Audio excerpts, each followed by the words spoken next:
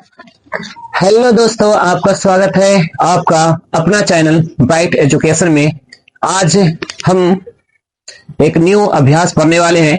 हम 1.1 खत्म कर चुके हैं मैथ में। आज हम स्टार्ट करेंगे 1.2। 1.2 पढ़ने से पहले हम उसके बेसिक स्ट्रक्चर को देखेंगे, बेसिक बातों को पढ़ेंगे, जिसमें हम एलसीएम एचसीएफ पढ़ने वाले हैं और भाज्य संख्या और अभाज्य संख्या पढ़ेंगे। भाज्य संख्या और अभाज्य संख्या पढ़ने वाले हैं। आज हम उसके डिफिनेशन के बारे में जानेंगे कि भाज्य संख्या क्या होता है, अभाज्य संख्या क्या होता है, एलसीएम और एचसीएफ पढ़ने वाले हैं। चलिए स्टार्ट करते हैं कि भाज्य संख्या क्या होता है। देखिए,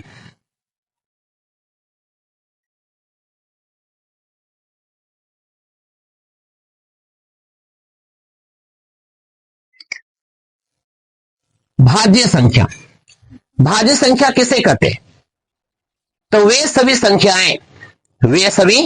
संख्याएं जो एक और अपने अलावा किसी दूसरी संख्या से भी विभाजित हो जाती है, यानी कट जाती है, ऐसे संख्या को हम भाज्य संख्या कहते हैं।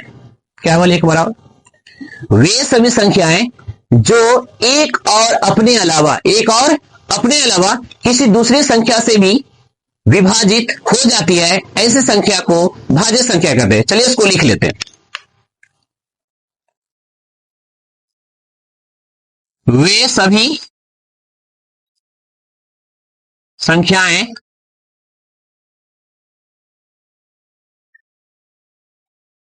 जो एक और अपने अलावा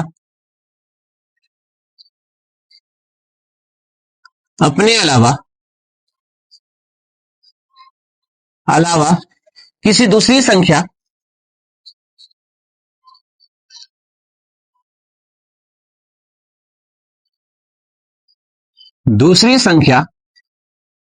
से विभाजित हो जाती है,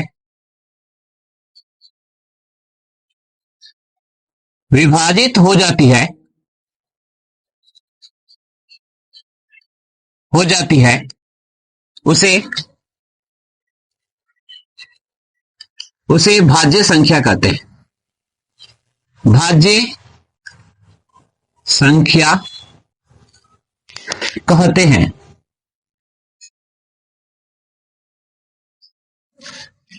देखिएगा, वे सभी संख्याएं जो एक और अपने अलावा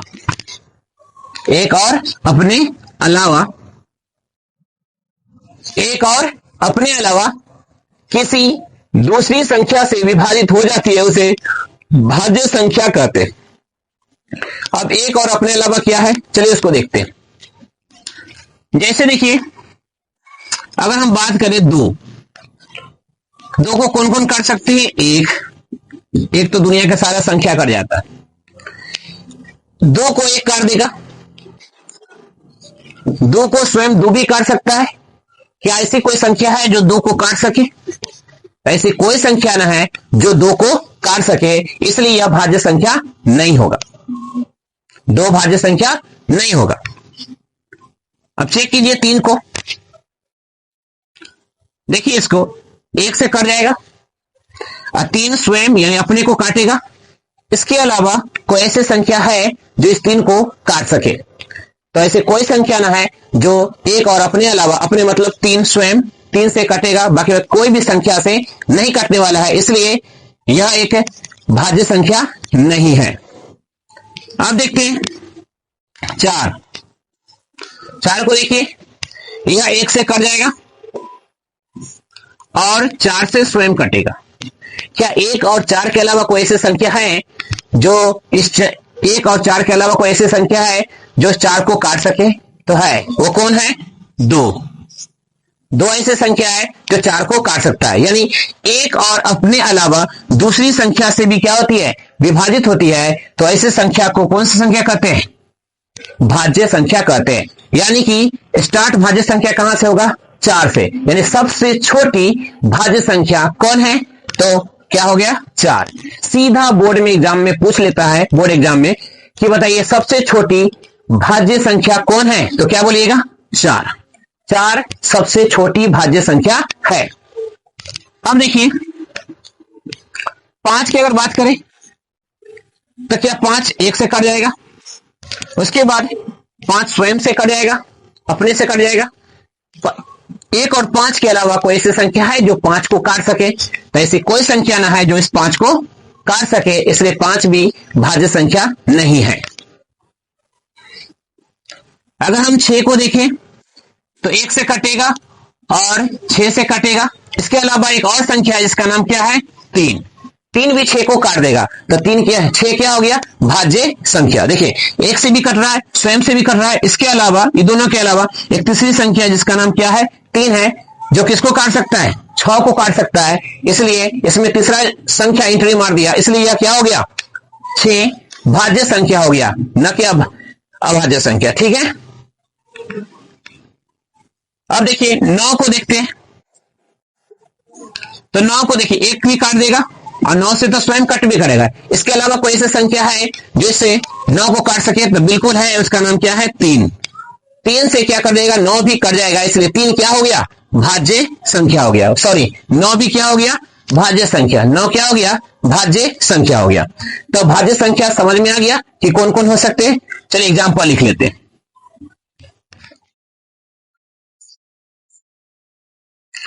क्या हो जाएगा? 4, 6, 8, 9,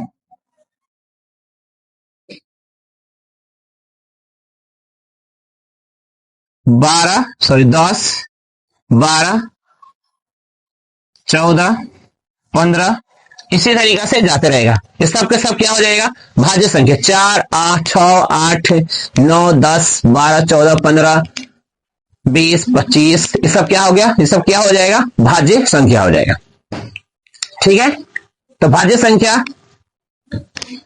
समझ गए। अब हम लोग पढ़ेंगे अभाज्य संख्या। कौन सी संख्या? अभाज्य संख्या।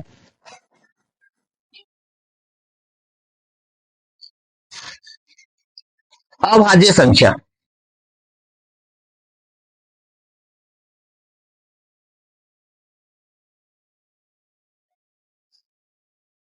अभाज्य संख्या की बात करें, अभाज्य संख्या किसे कहते हैं? तो वे सभी संख्याएं जो एक और अपने अलावा किसी दूसरी संख्या से विभाजित नहीं होती है, ऐसे संख्या को अभाज्य संख्या कहते हैं। क्या बोले? वे सभी संख्याएं जो एक और अपने अलावा किसी दूसरी संख्या से विभाजित नहीं होती है, तो ऐसे संख्या को क्या कहते हैं? अभाज्य संख्या कहते हैं। जैसे देखिए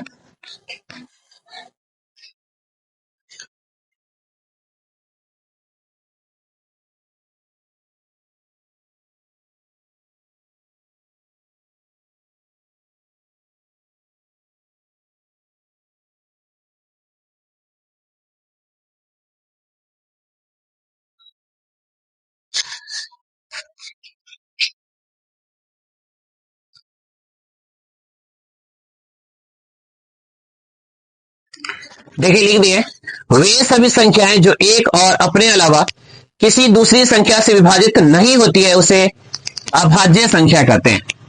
उसे अभाज्य संख्या कहते हैं।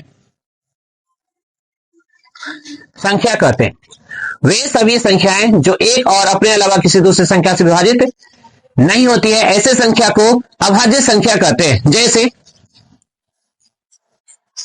अभी बताए थे, जो भाज्य नहीं होगा वो सब क्या हो जाएगा? अभाज्य हो जाएगा। स्टार्ट कहां से होगा? तो 2 से। ऐसे कोई भी संख्या बताइए जो एक और अपने अलावा, यानी कि देखिए 2 की बात करें, 1 से कटेगा और किससे कटेगा? 2 से। क्या इसको कोई काट सकता है? तीसरा संख्या। तो इसको तीसरा संख्या कोई नहीं काट सकता, इसलिए 2 क्या हो जाएगा? अभाज्य संख्या। क्या हो जाएगा?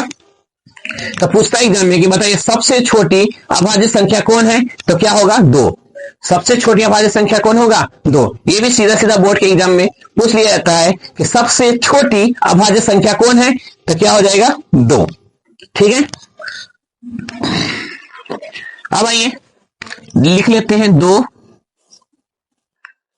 2 के बाद 3, 3 के बाद 5, 5 के बाद 7, 11, 13, 17, 19, 23, 29, 31। बहुत सारी ऐसा संख्या है जो एक और अपने अलावा दूसरा से विभाजित नहीं होती। देखिए, आप 2 को नहीं काट सकते, 3 को नहीं काट सकते, कोई दूसरा संख्या नहीं काट सकता इसको। इस सब के सब क्या हो जाएगा? अभाज्य संख्या। क्या देखिए, 7 को कोई काट सकता है, 1 और 7 के अलावा कोई नहीं काट सकता। 11 को भी कोई नहीं काट सकता है, 13 को भी नहीं कोई काट सकता है। इसलिए 1 और अपने अलावा किसी दूसरे संख्या से विभाजित नहीं होती है, तो ऐसे संख्या को क्या कहते हैं? अभाज्य संख्या कहते हैं। तो भाज्य और अभाज्य समझ में आ गया। चलिए,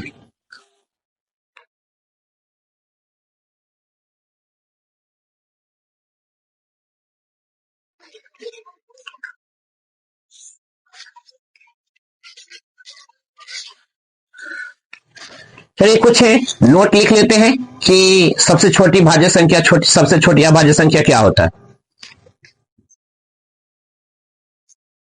देखिएगा, सबसे छोटी भाज्य संख्या 4 होती है, सबसे छोटी समभाज्य संख्या 4 होती है, सबसे छोटी विषम भाज्य संख्या 9 होती है। क्या होती है? 9। अब देखते हैं, सबसे छोटी अभाज्य संख्या 2 होती है, 2 होती है। सबसे छोटी अभाज्य संख्या 2 होती है। नोट नंबर 5, सबसे छोटी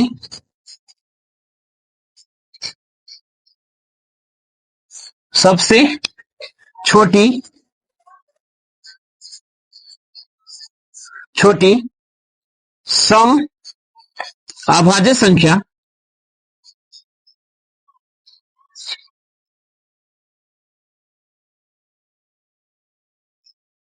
सबसे छोटी सम अभाज्य संख्या 2 होती है। सबसे छोटी सम अभाज्य संख्या 2 होती है।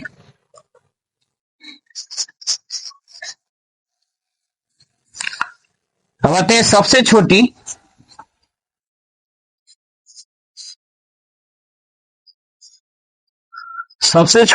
विषम अभाज्य संख्या, विषम अभाज्य संख्या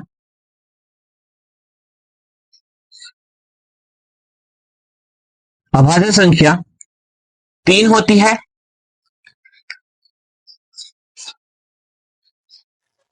सबसे छोटी विषम अभाज्य संख्या 3 होती है।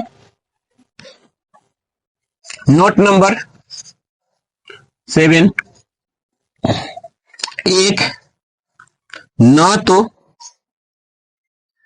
तो भाज्य संख्या है,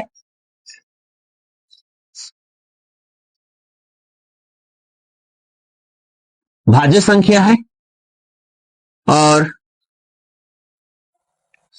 न तो अभाज्य संख्या है। अभाज्य संख्या है।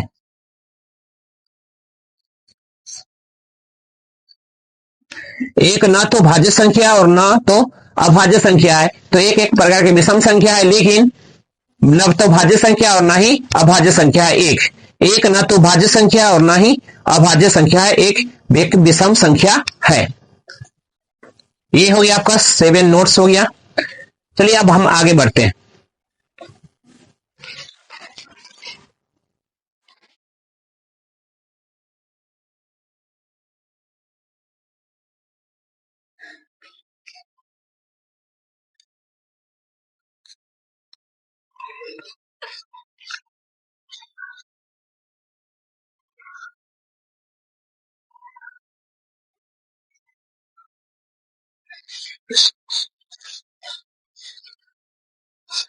चलिए देखिए, अब हम लोग एलसीएम और एचसीएफ के बारे में जानते हैं कि एलसीएम और एचसीएफ क्या होता है। तो देखिए, एलसीएम यानी कि लघुत्तम समापवर्तक बोल सकते हैं, या लोएस्ट कॉमन मल्टीपल। एक होता है एचसीएफ, महत्तम समपवर्तक या highest common factor, highest common factor, इसको हम लोग लासा भी बोलते हैं, इसको हम लोग बोलते हैं मुआसा। देखिए एलसीएम यानी कि लासा, एचसीएफ यानी कि मुआसा। अभी देखिए हम एक भाज्य संख्या पढ़े, अभाज्य संख्या पढ़े, तो हम अभाज्य संख्या यहां पर ज्यादातर यूज करने वाले हैं, भाज्य को कम करेंगे लेकिन अभाज्य को ज्यादा यूज करने वाले हैं। अभाज्य से ही अभाज्य गुणनखंड बनता है, अभाज्य संख्या में अभाज्य संख्या ही अभाज्य गुणनखंड में यूज होगा। यानी कि अभाज्य संख्या से जब आप लसा निकालते हैं, मुआसा निकालते हैं, देखिए जैसे बोला जाए कि 16 का एलसीएम निकालिए, चाहे आपको बोल दिया जाए 32 का एलसीएम निकालिए, तो 2 16 8 4 2, तो देखिए 2 आया, 2 क्या है, एक अभाज्य संख्या है, इसलिए इसका नाम पड़ा कि अभाज्य गुणनखंड, यानी कि इसको खंड खंड कर दिए, तोड़ दिए। 2 क्या है, एक अभाज्य संख्या है और अभाज्य संख्या ही क्या करें, इसको तोड़ दिए, इसलिए इसका नाम पड़ा क्या, अभाज्य गुणनखंड, यानी 32 को अभाज्य संख्या से ही तोड़ दिए पूरा, यानी कि खंड खंड कर दिए, इसलिए इसका नाम पड़ गया अभाज्य गुणनखंड। अगर आपसे बोला जाए कि 36 का निकालिए, तो 18 दूना 36, 2 नंबर 18, 3 3 9। देखिए 2 और 3 क्या है, अभाज्य संख्या है, इसलिए इसका नाम पड़ेगा कि अभाज्य गुणनखंड। तो आपसे पूछा जाएगा कि अभाज्य गुणनखंड विधि द्वारा हल करें, तो अभाज्य गुणनखंड जब भी कहा जाएगा तो यानी कि आपको एलसीएम ही निकालना है। क्या निकालना है, एलसीएम। किसको कहा जाएगा, अभाज्य गुणनखंड कहा जाएगा, तो अभाज्य गुणनखंड में क्या निकालना है, एलसीएम। क्या निकालना है, अभाज्य गुणनखंड विधि द्वारा हल करें, यानी कि एलसीएम विधि द्वारा क्या करना है, हल करना है। ठीक है,